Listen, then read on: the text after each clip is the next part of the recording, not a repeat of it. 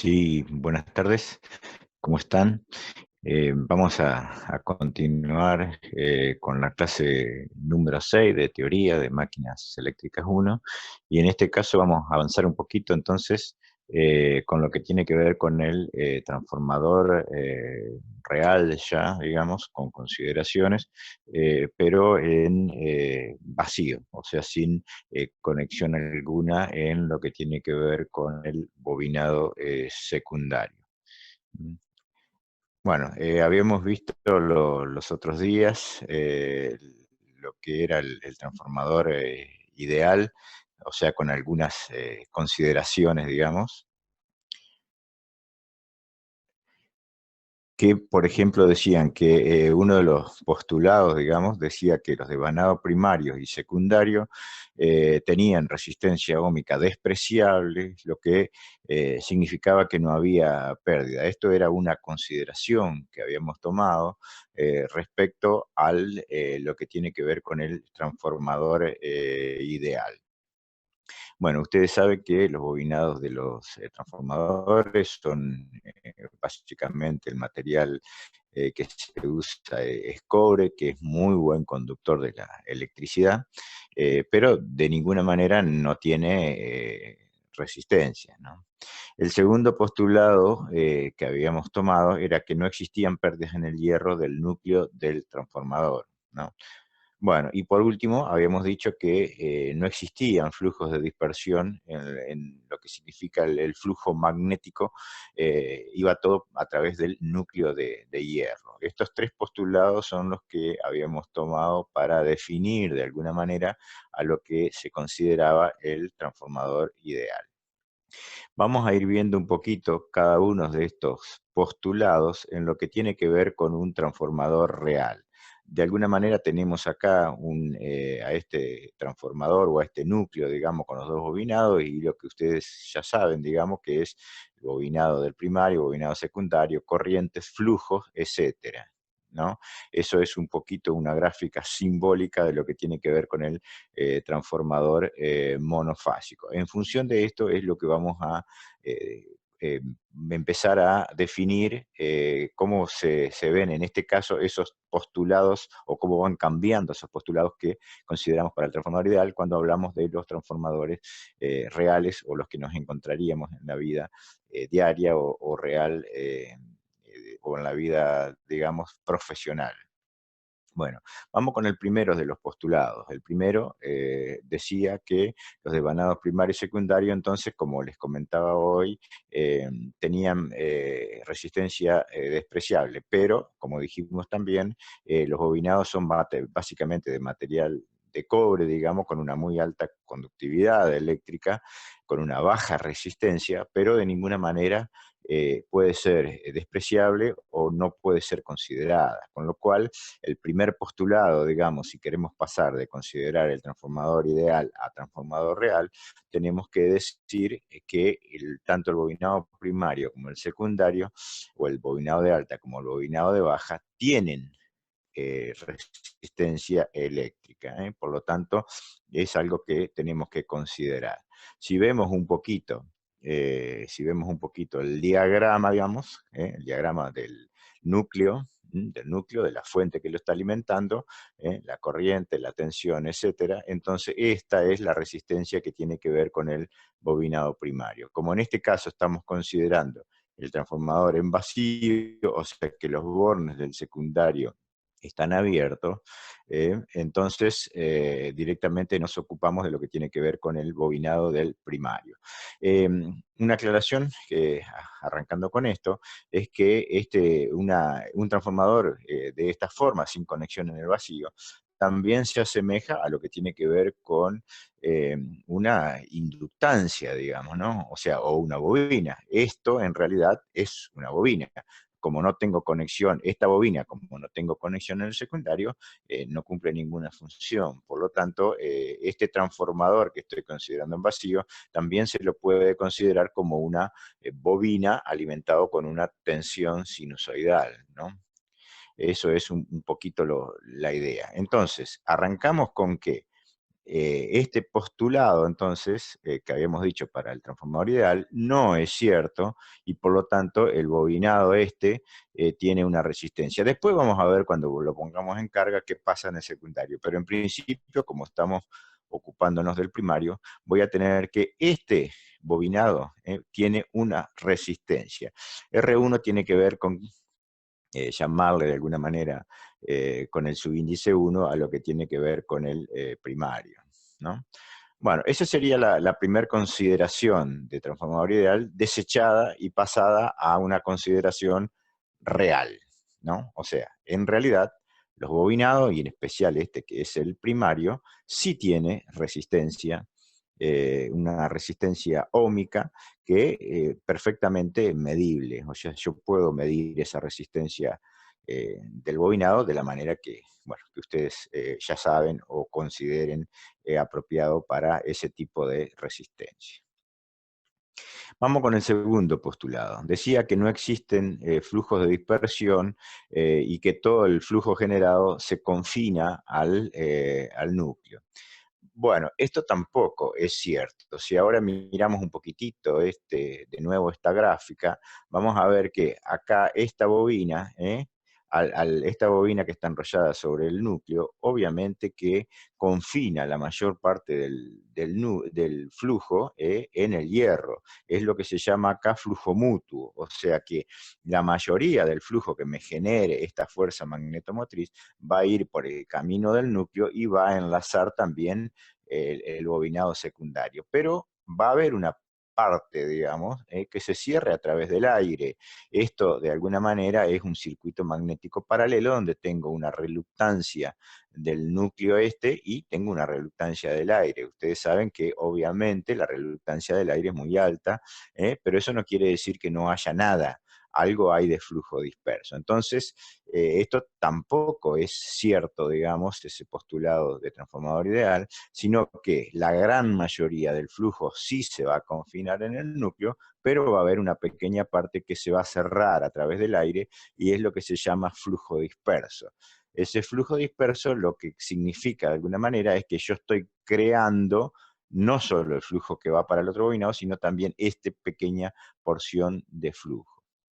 Entonces, este postulado tampoco es cierto en el transformador ideal. En los transformadores reales existe una dispersión de flujo, que cómo se va a, de alguna manera, representar en lo que tiene que ver con mi transformador. Bueno, se va a representar como una inductancia. Una inductancia. Entonces, ¿qué voy teniendo? Voy teniendo una fuente, voy teniendo una resistencia que tiene que ver con la resistencia óhmica de este bobinado y voy teniendo una reactancia que en realidad lo que me representa es el flujo disperso que no se va a concatenar con el secundario. Este es el flujo mutuo, el flujo que sí se va a concatenar con el secundario, y este es el flujo de dispersión, está representado acá como una reactancia que no entra en juego con el bobinado secundario.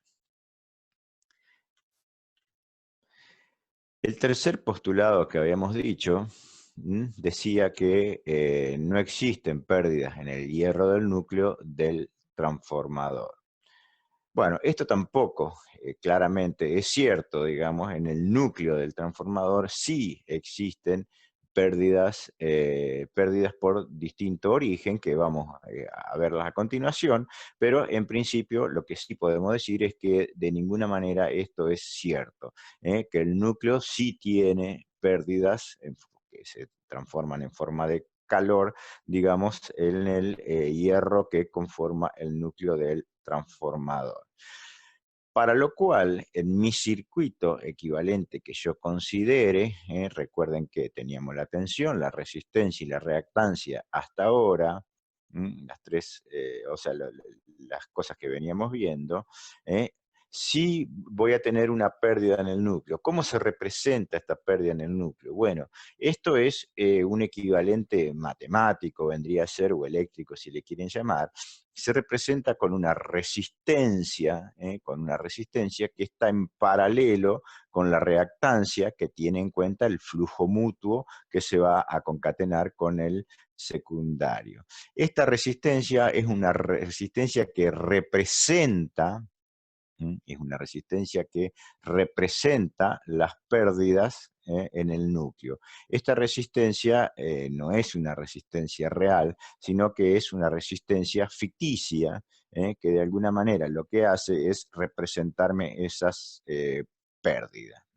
Esto es muy importante, ¿no? Esto es muy importante desde el punto de vista del circuito equivalente. Entonces, ¿yo qué voy a tener? Voy a tener una corriente, acá dice I0, esta también sería I0 porque es igual que esta, ¿no? Y esa corriente I0, que es la corriente de vacío, va a estar representada por dos corrientes. Esta, que es la corriente de pérdida, que es la que de alguna manera a mí me representa las pérdidas en el núcleo, bueno, y esta corriente de magnetización que la vamos a ver un poquito más adelante, pero es la que de alguna manera me genera el flujo mutuo, que es el que se va a concatenar con el bobinado secundario. Esto es un poquito lo que me queda entonces del circuito equivalente de mi transformador real eh, en vacío, ¿no? Bueno, aquí lo puse un poquito más claro porque es importante esta consideración. Esta resistencia no es medible, o sea, yo no puedo medirla con ningún instrumento porque es una resistencia que tiene en cuenta las pérdidas en el núcleo, ¿no? Bueno, también hay que tener algunas consideraciones al momento de ver cuál es esta resistencia. ¿Por qué? Porque esta resistencia también depende en qué tensión yo esté trabajando, digamos. Ustedes saben, normalmente las resistencias se las considera fijas.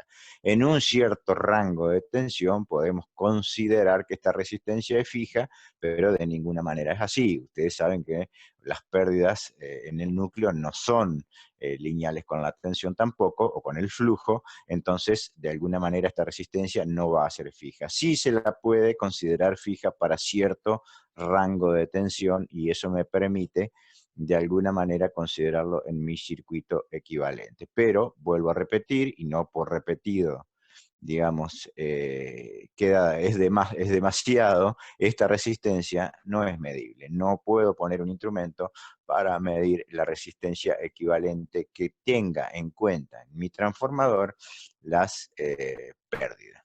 Es un dato conceptualmente muy importante, ¿no? Bueno, continuemos. Hasta acá entonces vamos de alguna manera viendo el circuito equivalente de lo que tiene que ver con esta bobina o transformador real en vacío, ¿no? Otra vez, aquí estamos viendo un poquito más grande, digamos, lo que tiene que ver con este circuito equivalente que va a ser algo que vamos a manejar permanentemente, ¿no? Y acá tenemos también algo muy importante que es el diagrama equivalente, el diagrama fasorial, ¿no? ¿Cómo es el diagrama fasorial de esta conexión, de esta bobina, digamos, que estamos alimentando o transformador en vacío?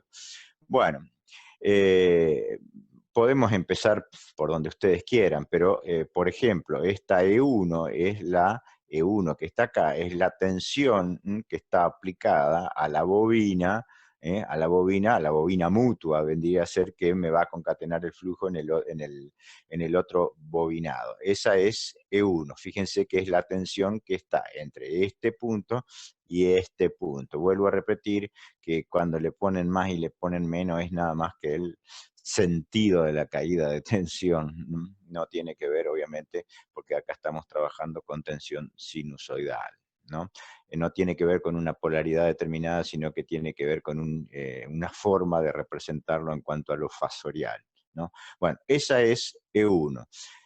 ¿Cómo está representada B1? Bueno, fíjense que B1, si yo hago un circuito, eh, acá hago este circuito, digamos, la caída de tensión acá, más esta caída de tensión, una malla, quería decir, una malla, un análisis de malla de este circuito acá, voy a tener B1, la caída de tensión I0 por R1, que está en fase con I0, y la caída de tensión I0 por X1, que está en cuadratura con esta corriente I0. Entonces, ahí voy a tener el diagrama fasorial de las tensiones. De la misma manera, voy a tener lo que tiene que ver con las corrientes. IFE, IFE es la corriente esta, que es la que considera las pérdidas, digamos, ¿no? La corriente que considera las pérdidas. Por otro lado, voy a tener I sub mu, estas están en cuadratura. IFE IFE es la que está directamente en fase eh, con la tensión que yo tengo en los bornes, ¿no? Porque esta es resistiva. En cambio, I sub mu está en cuadratura, digamos, respecto a la tensión que la genera, digamos, ¿no? Y entonces I sub mu está acá. I sub 0 es la combinación de las dos, o sea, esta parte, esta componente vendría a ser y esta otra componente. Y 0 entonces tiene un ángulo phi respecto de la tensión que la genera, que es E1. Diagrama fasorial sencillo, pero muy importante y el que ustedes van a tener que considerar habitualmente cuando tengan en cuenta lo que tiene que ver con la parte del primario del transformador.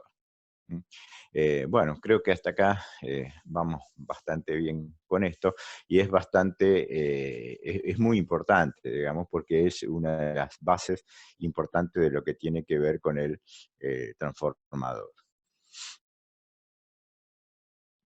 Vamos a pasar ahora a lo que tiene que ver con un poquito el detalle de las pérdidas del transformador. Hasta ahora venimos nombrándola mucho y hablando poco respecto a las pérdidas. Así que bueno, llegó el momento de darle un poquito más de importancia y analizarlas bastante en detalle a cada una de ellas. Las pérdidas en el núcleo del transformador son pérdidas por histéresis y pérdidas por corrientes parásitas o corrientes de Foucault, que se llaman también. Esas dos tipos de pérdidas son las que yo voy a tener en el núcleo de mi transformador. Bueno, si hablamos de las pérdidas por histéresis, bueno, ustedes el fenómeno de histéresis ya lo tienen conocido, digamos, es de alguna manera el fenómeno que dice que la curva, digamos, de los materiales ferromagnéticos no solo dependen del flujo puntual, digamos, sino del estado anterior. O sea, no es lo mismo cuando sube que cuando baja en los valores este flujo. Esto provoca de alguna manera pérdidas de energía que se expresan en forma de calor. No voy a ahondar demasiado porque esto es un fenómeno que ustedes ya conocen y que ya lo han considerado de alguna manera, pero básicamente es esto lo que tiene que ver. Cuando dice de los estados anteriores, quiere decir que no es lo mismo cuando va de acá para acá que cuando va de acá para acá. Recorre distintos puntos. Bueno, esto ustedes ya lo saben, que las pérdidas tienen que ver con el área que está encerrada en esta curva, etcétera, etcétera. No vamos a entrar demasiado en detalles en esto, pero eso es lo que tiene que ver con las pérdidas por histéresis, ¿no?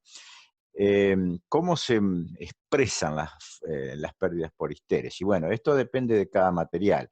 No hay una fórmula que a mí me permita calcular cuáles son las pérdidas por histéresis de un material, pero básicamente suele decirse, digamos, que las pérdidas por histéresis son directamente proporcionales a la frecuencia, directamente proporcionales a la frecuencia, y que varían con la densidad de flujo, bueno, en un exponente que esta n, digamos, suele ser al cuadrado, suele ser 2, digamos, suele ser al cuadrado, o suele tener otro valor, 1,5, 1,6. Esto igualmente sigue siendo inexacto, porque esto vale para cada uno de los materiales, o sea, no es algo que se pueda generalizar, pero si yo voy tomando realmente para sacar esta curva, tendría que ir tomando mi material específicamente, irlo variando en frecuencia y en densidad de flujo y poder sacar esta curva. Pero si yo tomaría otro material con otra conformación, de otra forma, esto no sería igual, sino que cambiaría. Ustedes van a ver, sí, en la práctica, que a los efectos de la simplicidad de esto suele tomarse algún valor específico en cuanto a la frecuencia. Lo que sí está claro es que varía con la frecuencia y varía con la densidad de flujo. Podemos discutir en qué proporción, pero sí está claro que las dos variables me hacen de alguna manera variar mi densidad, mi pérdidas, perdón, por histéresis. Bueno, esto no hay demasiado para hacer en cuanto a lo que tiene que ver con la histéresis, sino simplemente mejorar las pérdidas que puede tener el material de acuerdo a esta consideración de pérdidas de histéresis, ¿no? Bueno, vamos por las corrientes parásitas o de Foucault. Bueno, este es un fenómeno que seguramente ustedes de alguna manera ya han visto, pero si no, tiene que ver con principios bastante básicos también del electromagnetismo, ¿no?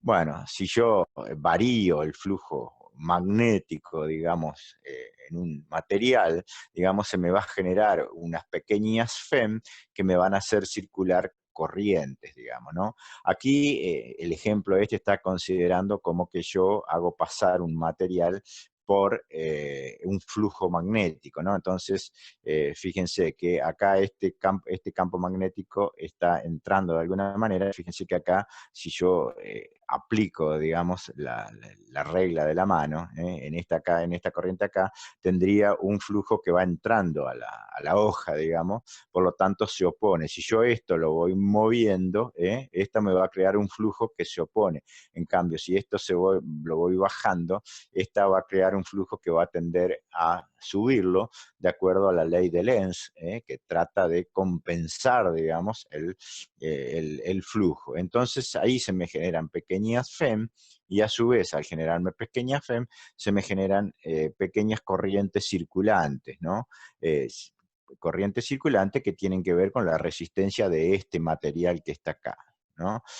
Al circular corriente por un material, cualquiera este sea, voy a tener pérdidas de efecto Joule, ¿no? Entonces, esas son las corrientes parásitas justamente o de Foucault. Cuando se generan las FEM que me generan corriente, entonces ahí, digamos, se produce una pérdida calorífica y que tiene que ver con como es con el efecto Joule, y esas son las pérdidas por corrientes de Foucault o corrientes parásitas. Aquí sí hay más para hacer, digamos, ¿no? Porque fíjense, si yo tengo este núcleo acá, entonces se me va a generar la FEM y se me van a generar estas corrientes circulantes. Estas corrientes circulantes van a estar en función de la resistencia que yo tengo. ¿Mm? Entonces, lo que tengo que hacer es tratar de disminuir la corriente. O sea, si yo quiero en un circuito bajar las pérdidas por Joule en un material resistivo, lo que tengo que hacer es bajar la corriente, porque está al cuadrado, ¿no? Entonces, ¿cómo hago para bajar la corriente? Para bajar la corriente, lo que hago es laminar esto, ¿no? Al laminarlo, lo que estoy bajando es la sección de mi resistencia.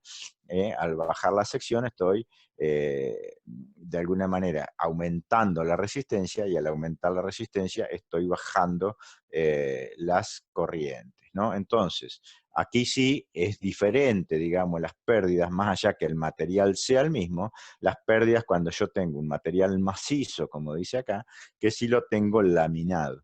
Esa es la razón por la cual ustedes saben que los núcleos de los transformadores y en general de todo lo que tenga que ver con las máquinas eléctricas son laminados.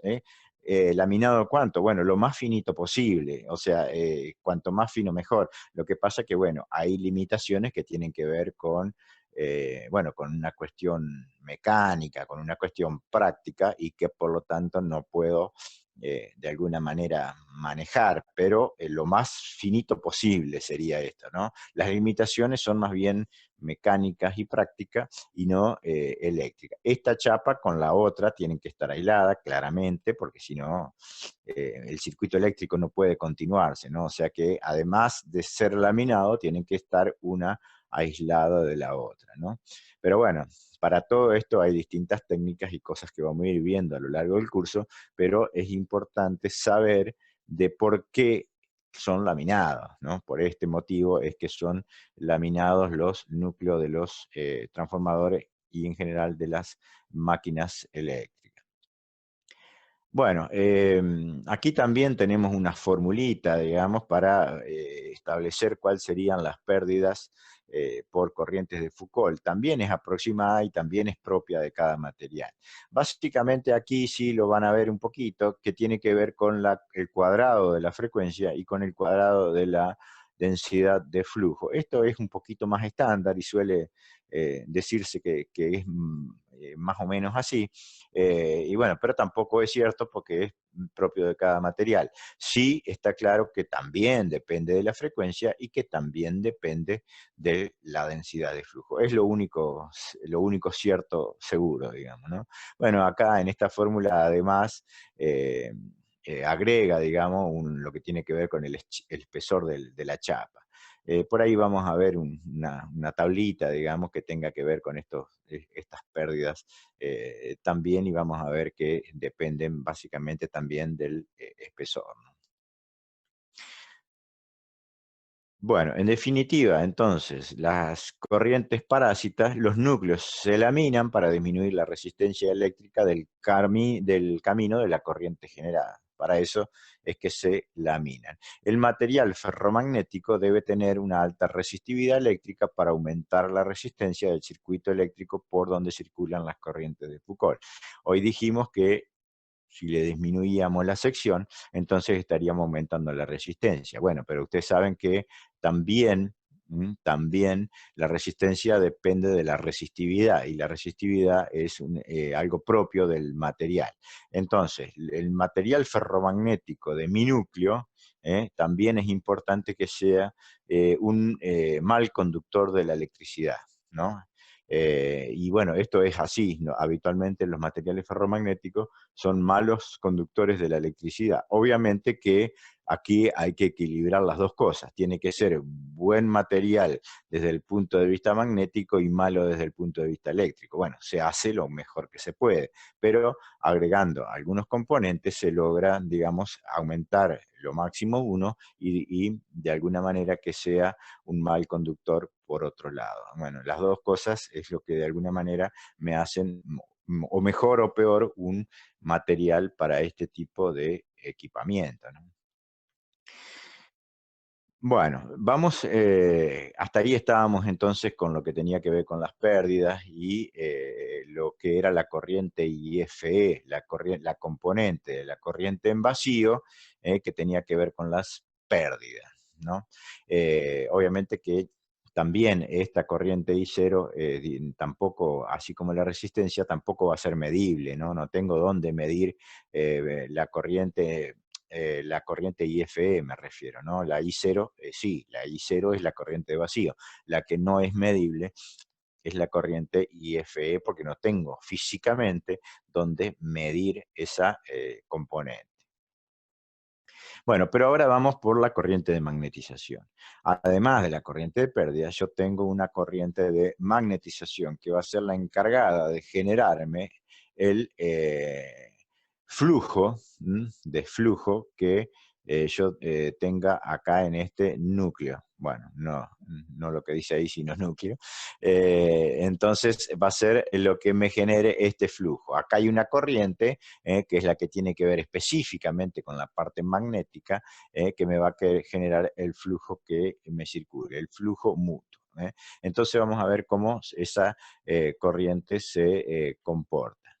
Bueno, en principio se va a regir por esta curva, ¿no? ¿Mm? Sí, en principio consideremos que no existe la histéresis, sino que esto es directamente esta curva que está acá en el medio. Entonces, acá voy a tener flujo, acá voy a tener densidad de flujo, acá voy a tener tensión, ¿no? Todas se mueven a través de constantes, o sea que lo que yo tenga acá en el eje, lo único que me va a hacer mover son los valores, pero no las formas, ¿no? Y lo mismo pasa por el eje de abscisa, o sea, acá tengo corriente, que sería la I sub mu, pero podría tener campo magnético también, H. Entonces, no importa cuál tenga, porque también van a estar regidos por constante. Entonces, vamos a ver un poquito cómo a partir de la tensión que yo le aplico es la corriente que voy a ir sacando. Para lo cual, vamos a ver un poquito esta gráfica que tenemos acá. Fíjense, esta es la tensión que yo le aplico. Yo le aplico una onda sinusoidal pura, una onda bien sinusoidal que está acá. Fíjense por qué. Porque la tensión que yo conecto a mi transformador es una tensión que viene de la red y por lo tanto es una tensión sinusoidal pura y limpia. Bueno, por otro lado, tengo la onda de tensión, la onda de flujo. Bueno, obviamente que la onda de flujo respecto a la tensión están solamente desfasadas y las dos son sinusoidales puras también. ¿Por qué? Porque ustedes saben que la tensión es la derivada del flujo respecto del tiempo. O sea que si esta es sinusoidal, el flujo también es sinusoidal puro. Estas dos ondas diferirán en los valores, pero son sinusoidales. Si yo ahora, fíjense, traslado punto a punto, A, B, C, D, acá, a esta curva, ¿qué va a pasar? Ahí, esto no es una recta, no es lineal, ¿no? Por lo tanto, si yo pongo una onda sinusoidal en algo que no es lineal, no me va a salir una onda sinusoidal, eso me estoy anticipando, pero básicamente es lo que se puede ver, ¿no? Entonces, fíjense cuál es el fenómeno. Entro con una línea, una onda sinusoidal, me voy a esto que no es una recta, entonces me va a salir deformada la corriente, ¿no? Y eso sería un poco el primer punto importante de la corriente de vacío. La corriente de vacío, lo primero importante que tiene, o una de las cosas importantes que tiene, es que no es sinusoidal pura. Es una onda deformada. ¿Por qué es deformada? Porque el núcleo no es lineal. La relación entre el flujo y la corriente, o entre la densidad de flujo y el campo magnético, no es lineal, o dicho de otra manera, y aquí sí volvemos un poco para atrás, el mu no es constante, ¿no? El mu no es constante de este material, varía y por lo tanto se produce esto. Esto, entonces, obviamente que esto es una prueba que haremos en el laboratorio, esta corriente es deformada, no es sinusoidal pura. ¿Cómo se deforma? Bueno, a medida que yo voy aumentando la tensión, a medida que yo voy aumentando la tensión, esto se va deformando. Si yo a esto le aplico tensiones más bajas, donde todavía estoy en la parte lineal, esto va a ser sinusoidal. A medida que me voy arrimando a la parte de saturación, entonces ahí va a empezar a dejar de ser sinusoidal, ¿no? Bueno, y aquí tengo un poquito lo que tiene que ver con un resumen de todo lo que habíamos visto. Recuerden que acá estamos trabajando con esto que no tiene histéresis todavía, ¿no? Bueno, esto que figura acá a la derecha, bueno, es un concepto que por ahí todavía ustedes no lo tienen, o más o menos, digamos, todavía no lo tienen asimilado del todo, pero ustedes saben que una onda que no es sinusoidal se puede de alguna manera descomponer en distintas ondas sinusoidales de distintas frecuencias. No vamos a decir mucho más que eso. Bueno, ustedes en el análisis de señales y en Electrotecnia 2 ahondarán bastante más en el tema, entonces verán un poquito cómo esta onda se descompone. Pero básicamente lo que se dice es que esta onda deformada tiene una fundamental y una componente de tercer armónico básicamente, ¿no? Eso es un poquito lo que dice acá. Onda fundamental, onda de tercer armónico, o sea, un armónico, una frecuencia por 3, digamos, de la fundamental o de la onda, ya sea de tensión o de flujo, que estamos hablando ahí arriba, ¿no? Bueno, si a esto le agregamos ahora que, bueno, la forma que varía el flujo con respecto al campo magnético, además tiene histéresis, lo que va a hacer es que se va a deformar un poquito más, digamos, la onda, ¿no? Eso es un poquito lo que pasa, ¿no? No obstante eso, no va a pasar más de que sean diferentes entonces las componentes fundamentales y de tercer armónico, ¿no? No va a cambiar más que eso el ciclo de histéresis, ¿no? Bueno, la forma estrictamente de onda en cada transformador varía porque depende de esta curva que está acá, pero ustedes verán del transformador que habitualmente se hacen los ensayos en la facultad, cómo es esa onda respecto a ese específico material y transformador que tienen ahí, ¿no?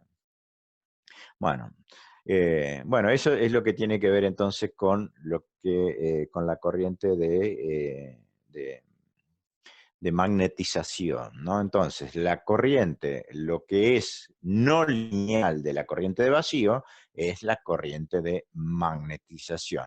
No obstante, a los efectos prácticos, digamos, y del circuito equivalente, se toma que esta corriente es sinusoidal con el valor RMS de la corriente, con un valor RMS equivalente, ¿no? O sea, sería el valor RMS de las dos componentes, primer y tercer armónico, y se toma esa valor equivalente, digamos, como valor RMS de la corriente, ¿no? Porque ustedes saben que cuando hablamos de valores fasoriales y de diagramas de fasores, son sinusoidales. Entonces, ahí no puedo estar considerando distintas frecuencias, sino que lo que tomo es el valor RMS como si todo fuera sinusoidal puro y de frecuencia fundamental. Esa es un poquito la idea, ¿no? Bueno, aquí está un poquito mejor explicado lo que tiene que ver con, con la deformación de la curva. Si esta es la curva, yo puedo suponer que es una onda fundamental y un tercer armónico. Vuelvo a repetirle el concepto de que no se preocupen por entender demasiado esto, porque ustedes ahondarán mejor en el tema cuando vean un poco lo que es análisis por Fourier, digamos, de este tipo de ondas, bueno, en Electrotecnia 2, un poco la descomposición de armónicos que tienen las ondas o las señales que no son sinusoidales puras o que son deformadas. Bueno, vamos por las pérdidas. Las pérdidas en los materiales, digamos, en los núcleos ferromagnéticos, se expresan en forma específica en vatios por kilogramo. ¿Qué quiere decir en forma específica? Bueno, justamente quiere decir esto, que se enuncian, digamos, por unidad de peso. Vendría a ser por kilogramo. Esto es un poquito la característica de la chapa. O sea, una de las características importantes, ¿cuáles son las características importantes? Bueno, las pérdidas de la chapa y la parte de magnetización. Lo que vinimos viendo, la parte que tiene que ver con las pérdidas y la parte que tiene que ver con la magnetización. Son las dos cosas, la corriente de pérdida y las corrientes de magnetización. Esas son las dos cosas importantes. Bueno, en lo que tiene que ver con las pérdidas se enuncian por unidad de kilogramo. Esta es una característica propia de cada material. O sea, ¿qué quiere decir? Que yo compro una chapa y dice, mira, esta chapa tiene una pérdida de 2 vatios por kilogramo, 3 vatios por kilogramo, 4 vatios por kilogramo, ¿no? Es una característica de la chapa. Como dice ahí, es un dato característico propio del material que se mide por ensayo de recepción. En las fábricas de los transformadores, lo primero que hacen, compran una chapa y tienen un equipo que lo que hace es medirlo y decirle, bueno, esta chapa tiene tantas pérdidas, tantos vatios por kilogramo. Eso es lo que se hace.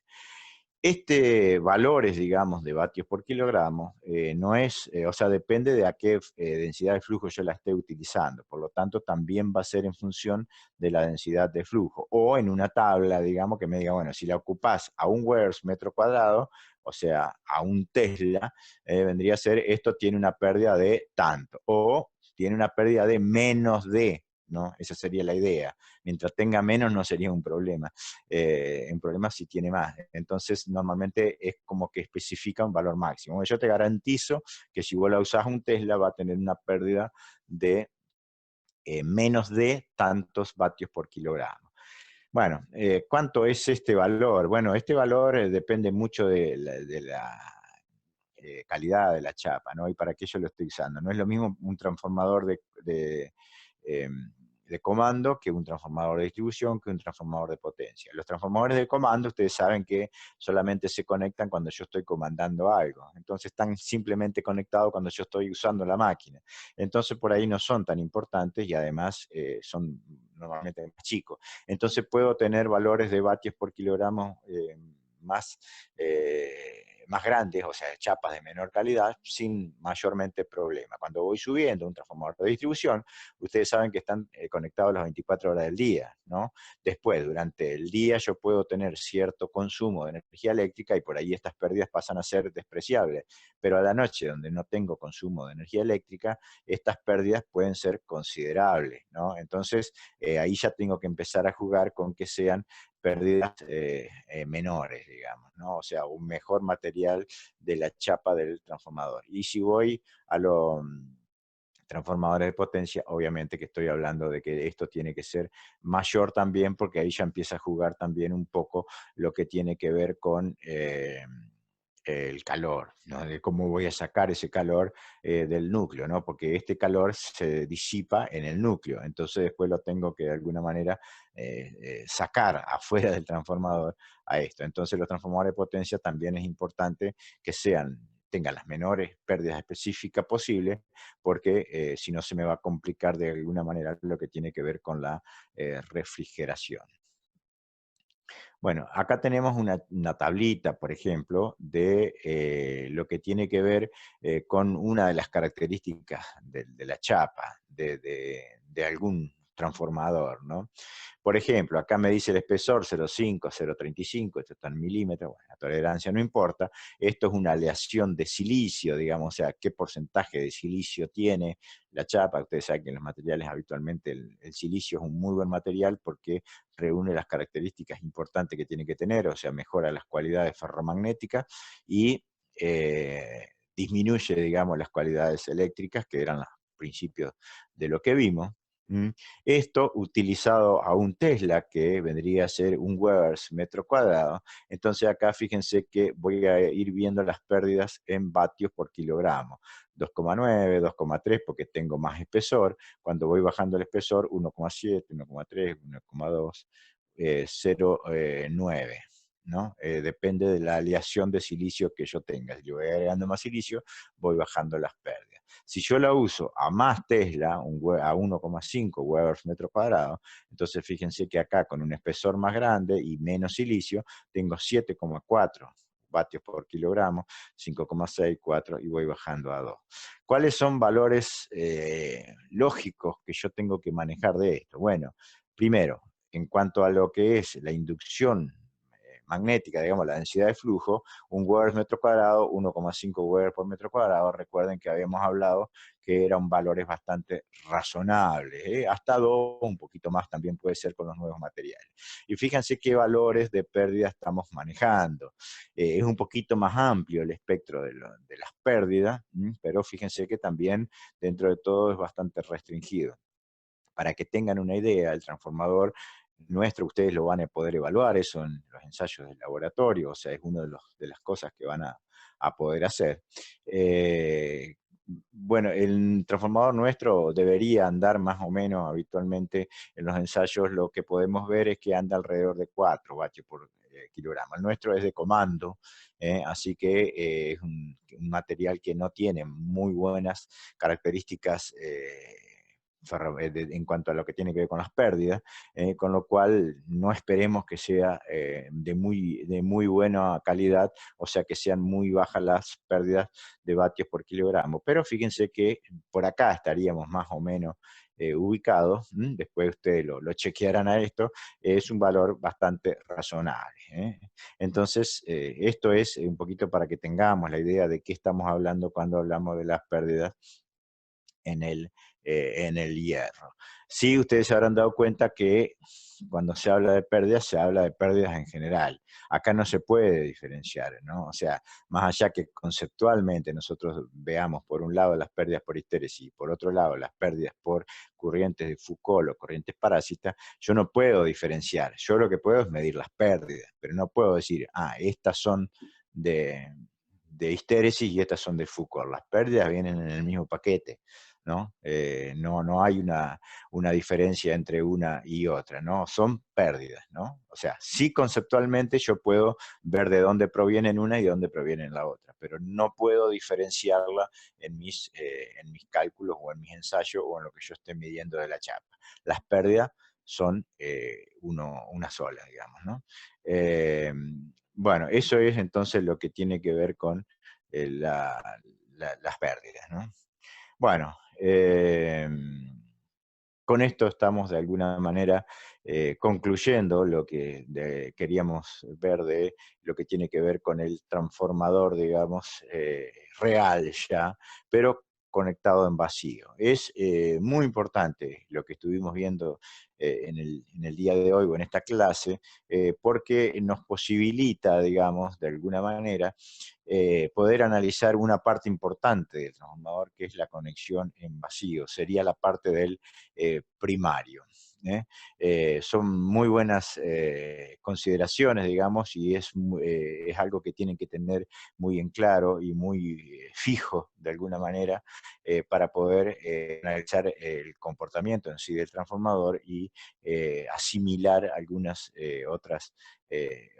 otras cosas. Así que, bueno, eh, hemos dado de alguna manera un buen avance en lo que tiene que ver con el transformador. También les va a ayudar a poder resolver unos cuantos ejercicios de la práctica, así que, bueno, es importante que la puedan entender y considerar de la mejor manera. Bueno, les agradezco la atención y nos estamos viendo en cualquier momento en la próxima clase, en el próximo video. Chao.